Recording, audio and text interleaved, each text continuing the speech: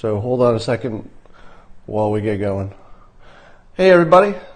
Bum bum bum bum bum bum. Joel, you can enjoy the theme song. All right, I'm here today with Joel Pollack, Senior Editor at Large at Breitbart. Hey Joel, say hi. Hey. Say hi. Joel, join me in the theme song. Bum bum bum bum bum bum bum bum. Look, the stereo gets better every time. All right, I asked Joel here to give us a brief tutorial on the Iran nuclear deal. Trying to figure out, is it a good deal? Is it a bad deal? If it's a bad deal, what's wrong with it? Can we fix it? Just as briefly as possible to sort of educate us, get us up to speed. Joel, could you run us through that? Just give us the Iran nuclear deal idiot version.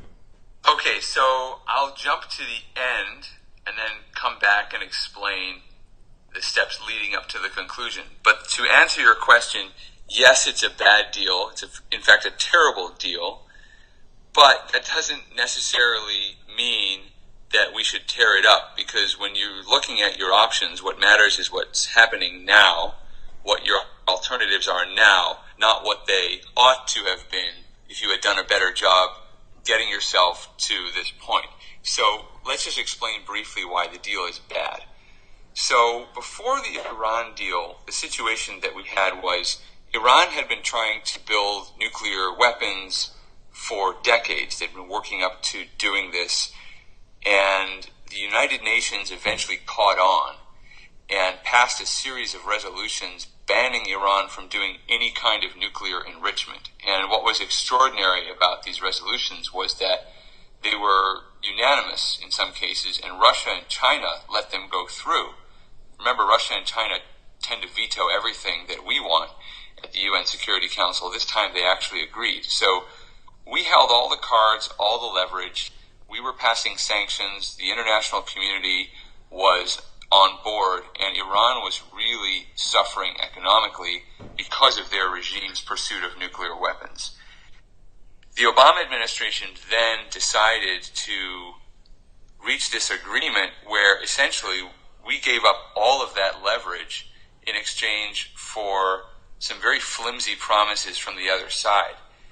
And you can explain that in any number of ways. You know, as Scott likes to say, there are different models that explain the facts. One model would be that Obama was secretly an Iranian plant who wanted to give the store away. I don't agree with that model, but that does explain the facts. But you could also explain the facts with a more sympathetic approach to Obama. You could say he's a patriot who believed this was the best way to divest ourselves of war in the Middle East. If we made Iran strong, and we made Iran a dominant power in the region, then maybe there'd be more stability and we wouldn't have to send troops over there and get involved in messes. And I think that's how many of the members of the Obama administration sincerely felt. They really thought they were doing the right thing. Now, Joel, did you ever hear anybody explain it that way? No. I mean, the problem was when Obama explained the deal, he oversold it, to put it mildly. Well, let's can we kind of quickly get into what's the detail of the deal that works or doesn't work? Okay, so the idea is on our end, we give up the sanctions that we've had on the Iranian economy, plus we unfroze hundreds of billions of dollars in Iranian assets that we had frozen for many years, and we also gave them over $1 billion in cash as part of the transaction. Now, the official explanation is that some of that was due to some old weapons purchases, but in many ways it was also a ransom because Iran was holding 4 Americans prisoner, effectively holding them hostage, and we delivered this cash to them on pallets in the middle of the night on a cargo plane. It all looked very, very dodgy. So we gave them all of these benefits. In return, they slowed down some of their nuclear centrifuges. They slowed down their development of nuclear materials. They slowed down any research and progress on nuclear weapons programs. And that sunsets out after 6 years, 8 years, 10 years. There are different sunsets in the deal. But those aren't permanent commitments. They're mostly temporary commitments, although the Obama administration tried to say, well, the Iranian parliament passed a resolution, they're not going to seek nuclear weapons for 25 years and that sort of thing. But that's all just on paper. Effectively, Iran can start to resume some of the activities that it was doing before the deal after about a decade or so. So the big complaint was we gave away all of our leverage, we gave Iran all of this cash, some of which was arguably theirs, but we had control over. And we only got these commitments to stop nuclear enrichment for now, because eventually they can resume it. So we didn't actually get much. Now, do we also care about the missiles? Was that ever part of the deal, or should it have been? Right. Great question. So the Obama administration actually misled itself. There were people involved in the negotiations who believed the deal was going to include missiles, but it didn't. What happened was the actual text of the deal does not include missiles, but the UN Security Council resolution that was passed alongside the deal does include a restriction on missile research, but it's not binding language. It's very suggestive language. Iran should not do this, but it's not legally binding. So, but are they doing it? Do we see them doing yes, things? Okay. So they're launching all kinds of missiles. We complain about it, and we say this is not in the spirit of the deal. Sometimes we say this isn't in the deal. The Obama administration was a little more lenient than the Trump administration has been. But essentially, the deal was written so badly that the Iranians can make an argument that they're allowed to do it. Now let me ask you this. Why do we care? This is sort of sounds like the dumb question. Why do we care if Iran has good weapons? Who are they going to use it on? It sounds like a dumb question, but it's not. Right. Well, they have threatened to wipe Israel off the map, so that's one target. But let's not pass through that one. What are the odds? What do you think are the odds that Iran is unstable enough to destroy itself just to destroy Israel? Because, of course, Iran would be evaporated. So the Iranians have said in the past that one missile that could wipe out Israel, because it's such a small area, would be worth whatever retaliation Israel would send, because Iran's a big country and it would be harder to wipe out Iran. So there have actually been Iranian leaders who have said this. But Iran does have a big brother, or Iran would be evaporated. Well, that's the hope on the Israeli side. But there's also a fear that because Iran is a theocracy, that it's run by people who believe that they are literally the messengers of God, that they would try to bring about that kind of confrontation, that sort of conflagration, because then the end of the world would come, and that would bring about the arrival of the 12th Mahdi, or whichever prophet they're waiting for, to come and save the world. And normally, you wouldn't necessarily think that this would be a consideration, but there are some pretty crazy people running Iran, and especially the last president, Mahmoud Ahmadinejad, was pretty nuts. And so people feared that Iran was so religiously fundamentalist that this would actually be a desirable outcome, that they wouldn't actually care if Israel retaliated, because they would be saved in the religious salvation that would follow this war to end all wars. Now, I've always been deeply curious about this. And let me say that if I were Israel, I would treat those threats like they were 100% certain, because you don't take any chance of being completely annihilated. So Israel has to treat it like it's a certainty. But from our sort of, airy, safe place over here, do you believe there's anybody in Iran sitting in a room talking to each other saying, it's okay with me if we get blown up because we got that religion thing working for us. We got the afterlife. Because honestly, I don't believe there's any human in Iran who's having that conversation and actually literally believes they'd be better off under that scenario. So it depends what your view of the Iranian regime is. And as you say, Israel can't take that chance at all. Can't take that chance. Right. There are some neighboring states in the Middle East that also feel they can't take that chance, like the Saudis, who are also in the flight path of the Iranian missiles, and some of the other smaller Gulf countries.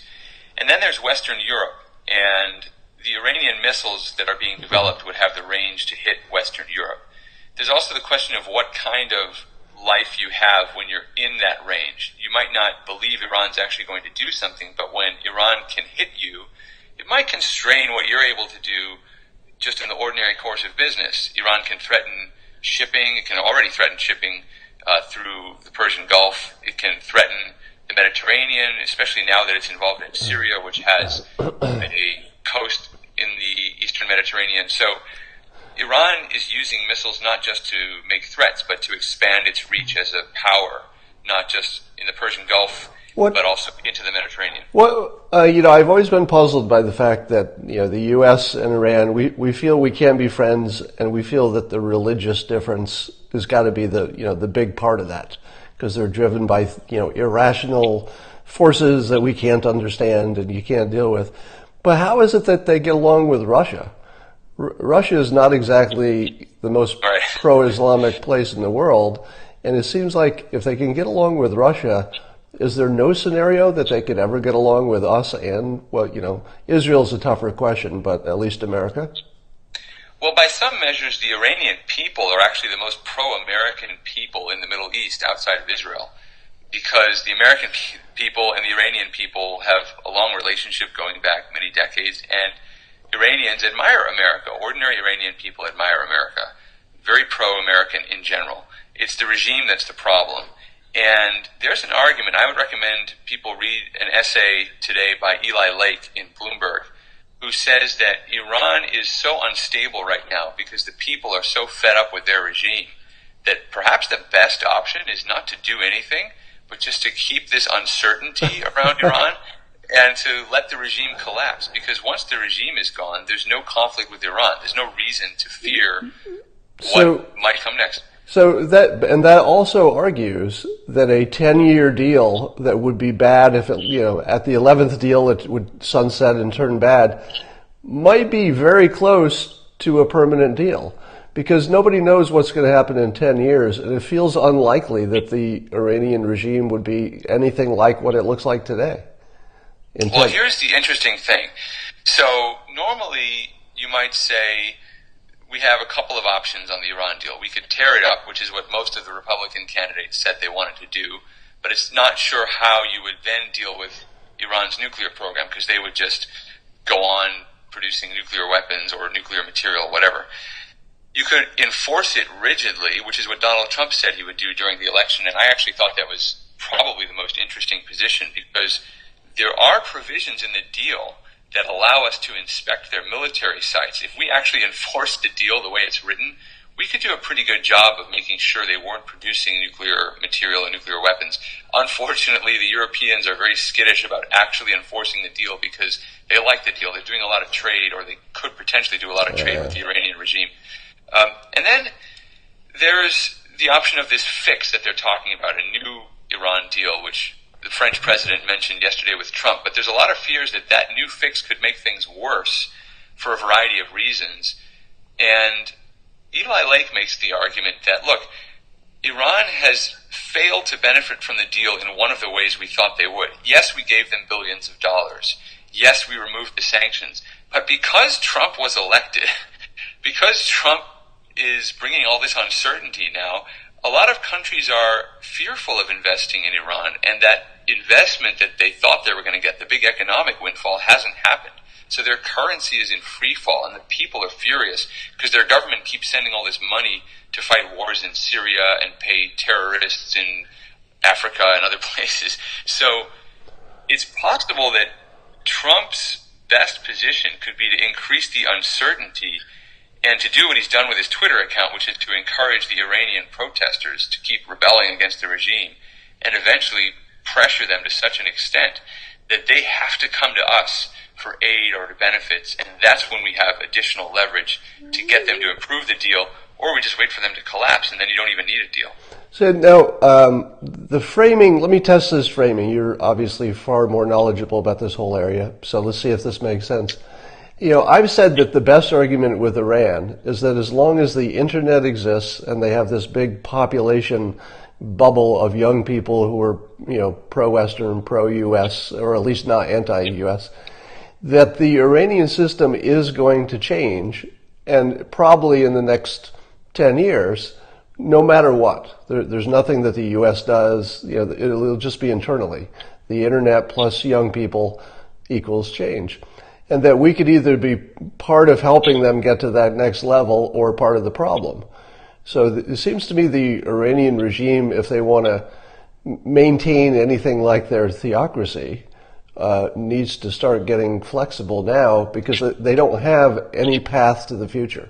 There's no, you can't write on paper, okay, this is how the Iranian regime in its current form lasts 10 years. There's no plan that works like that. Yeah, and the other thing is, by investing in better energy technology in the United States, we've managed to lower the price of oil. So Iran has failed to benefit from the windfall they thought they were going to get with continued high oil prices. I think their national budget depends on oil being something like $150 a barrel.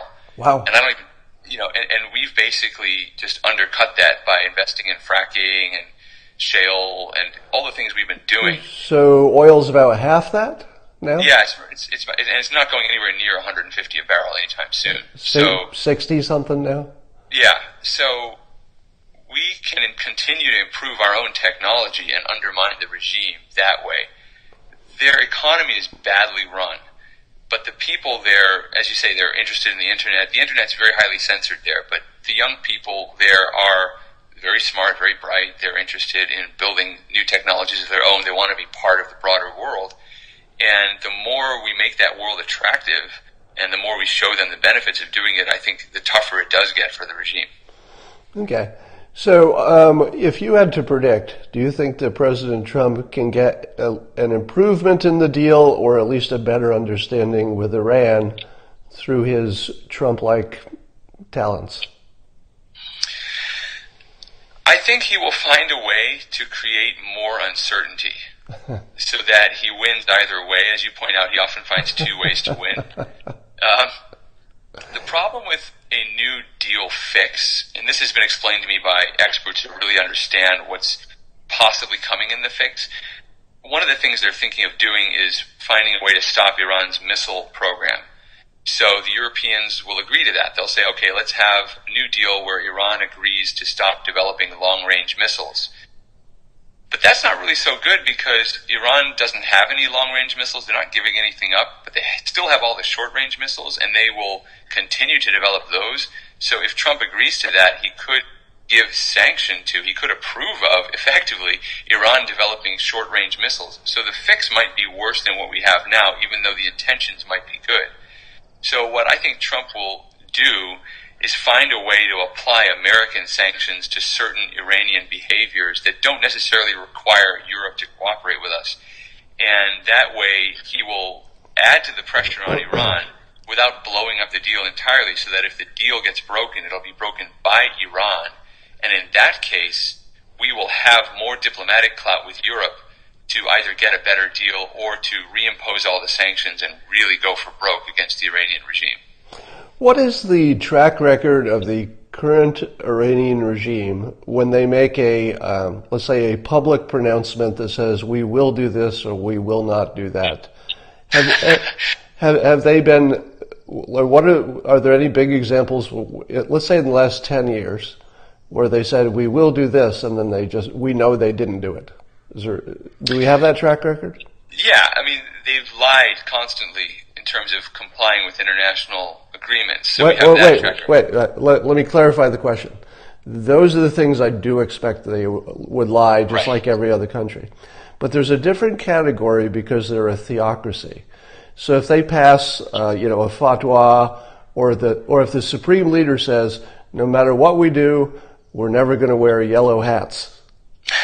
Is there anything where they've said, this is I'm putting my leader's word on the line. I'm taking the credibility of the theocracy, and we're not going to do this. In those cases, have they ever not done it?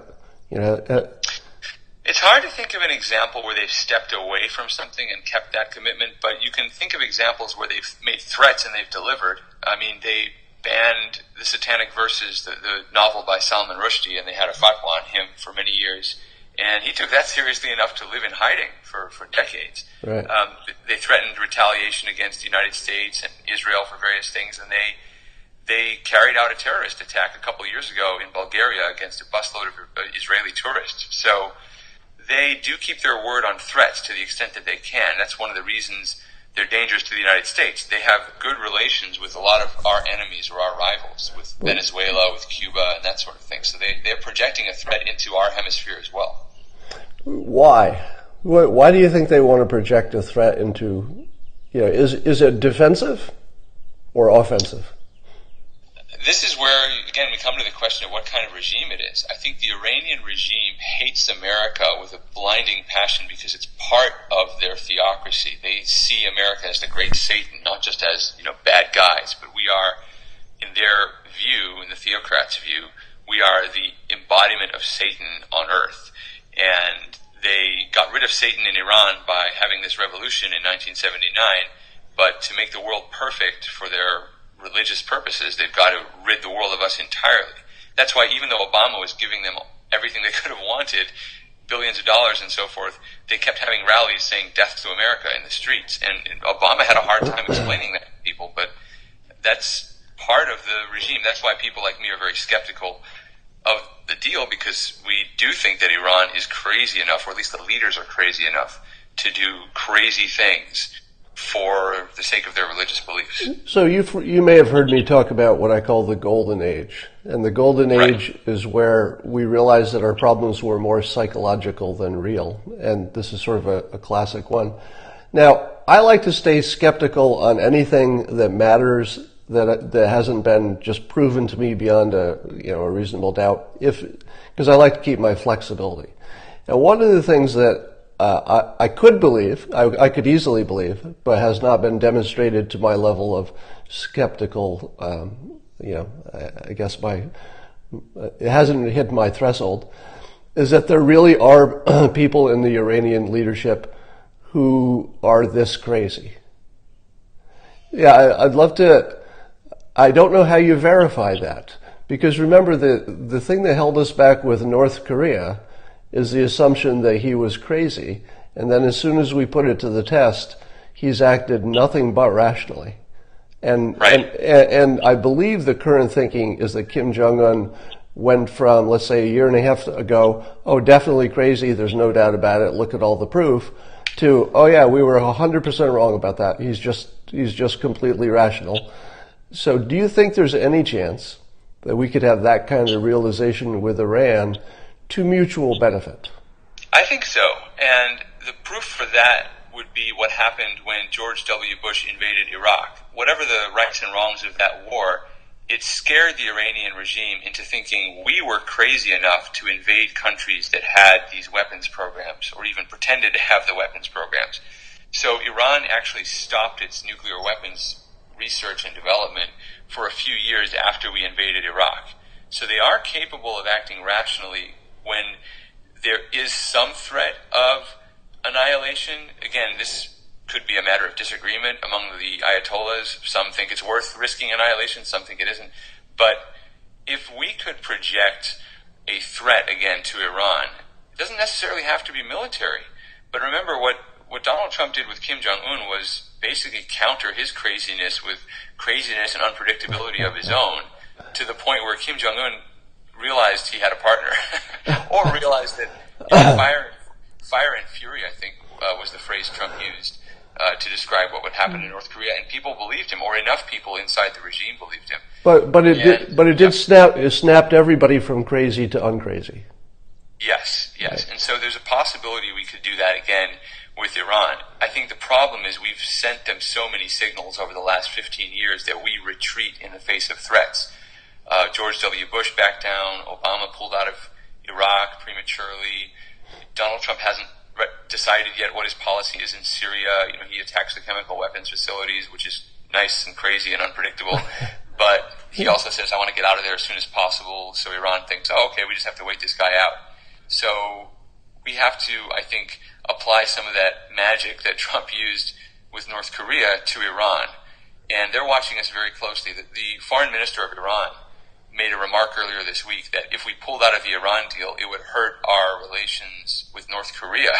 He basically said, if you pull out, it'll show you can't keep your commitments. Why would Kim Jong-un agree to do anything with you if you don't follow through on the deal with us? So they're watching everything we do and trying to learn from it. And everything you said is rational behavior on their part. So here's the thing. I like to challenge assumptions. Somebody said the difference between North Korea and Iran, of course, there are lots of differences, but a key one is that Iran is operating from a religious base. Therefore, they might not have the same, rational decision-making process that we would imagine is rational. But look at the recent example we had of the religious right embracing President Trump. Right. Who saw that being okay? My point is that any thought that because they have a religious framework can't get them to a good, common sense, rational, safe place is an assumption that could be tested, I think.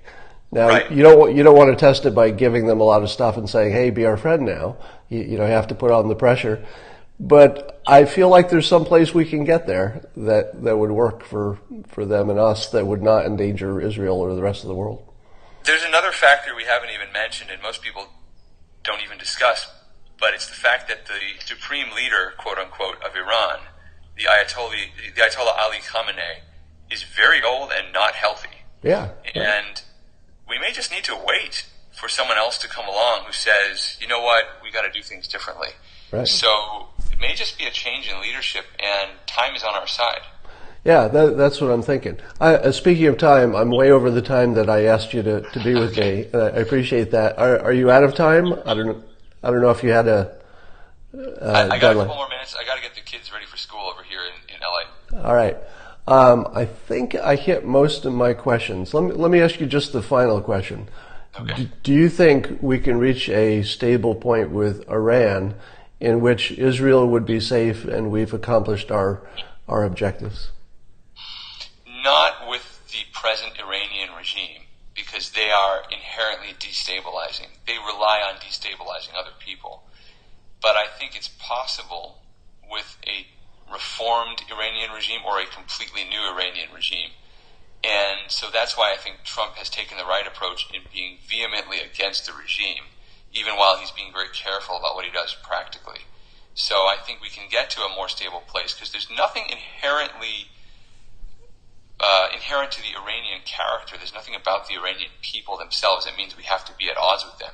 It's just the nature of their theocratic regime. It's one of the most repressive totalitarian systems.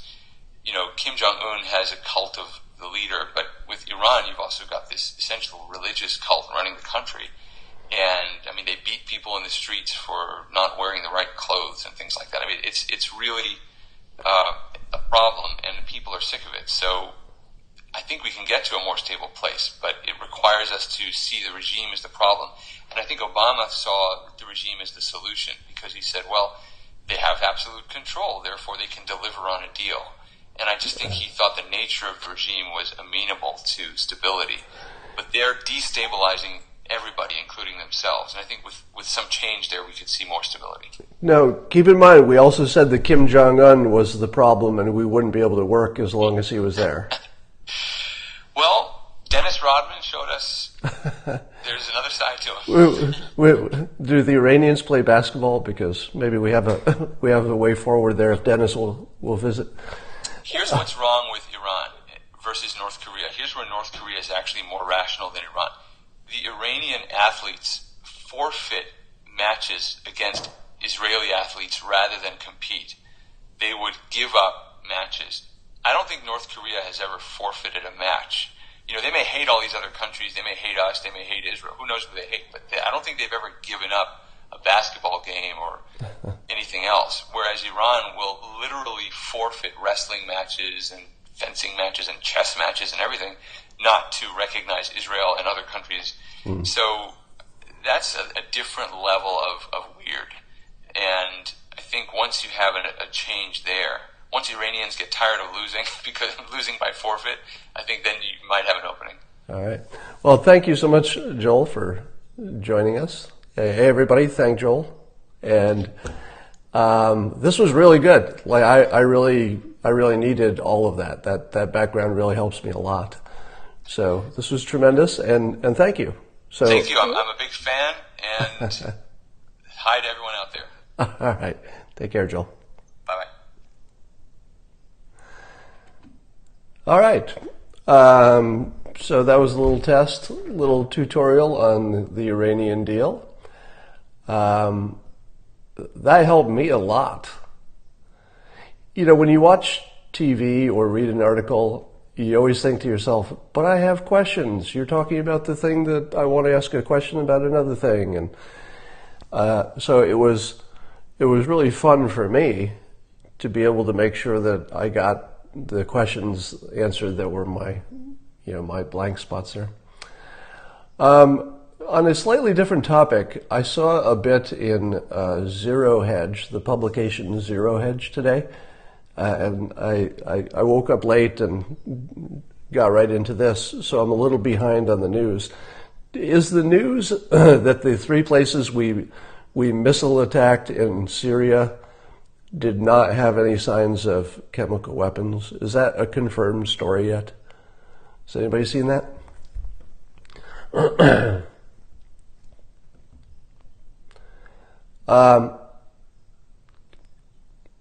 Oh wow, I'm just looking at your comments and people like this a lot. Huh. Yeah, I need to have a better technology set up here, but I thought the delivery of information was tremendous.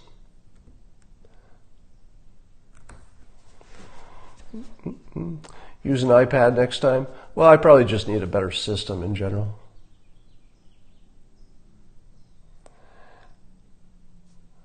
All right. Yesterday's shirt? No, it's not yesterday's shirt. So it is true that the Syrian attack does not seem to have hit anything that had nuclear weapons.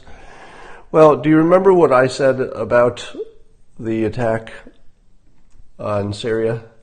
Does anybody remember my comments on Periscope? Because what I said was, can you explain to me why we knew three weapons, why we knew that there were three chemical weapons plants in Syria and we knew exactly where they were, enough so that we could bomb them?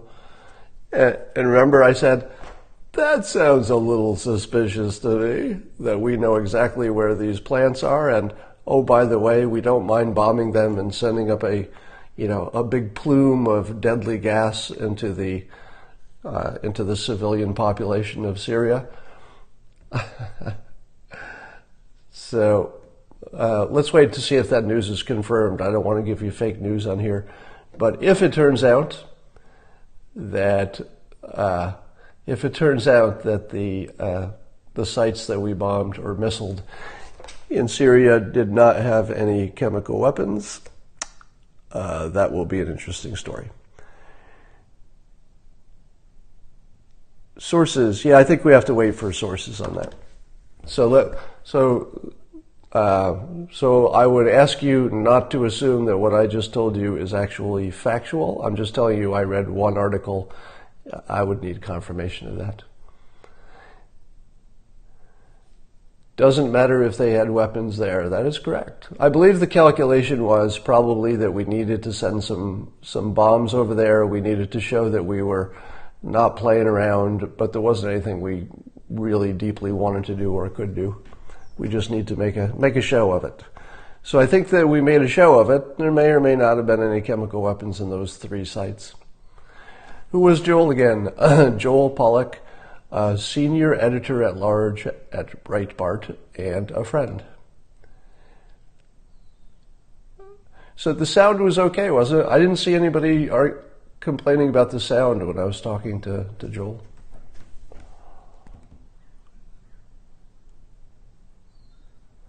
All right, well, I will try to do maybe some more interviews. Did he change my strategy in winning over Iran? Well, I don't know that I have a strategy per se, but I have talked about framing it as, if Iran thinks that the framework now is how do we stay the same without letting the United States change us, I think that framework can be changed because Iran, as Joel said, Iran is going to change. Iran doesn't have a no change option. The only thing that they can control, maybe, is what they change to. Because the young people there plus internet equals change. And, if we have a 10-year deal, I don't know if you can predict 10 years into the future what Iran even looks like. All right, that's enough for this morning. I'm going to shut it down for now, and I will talk to you again sometime soon.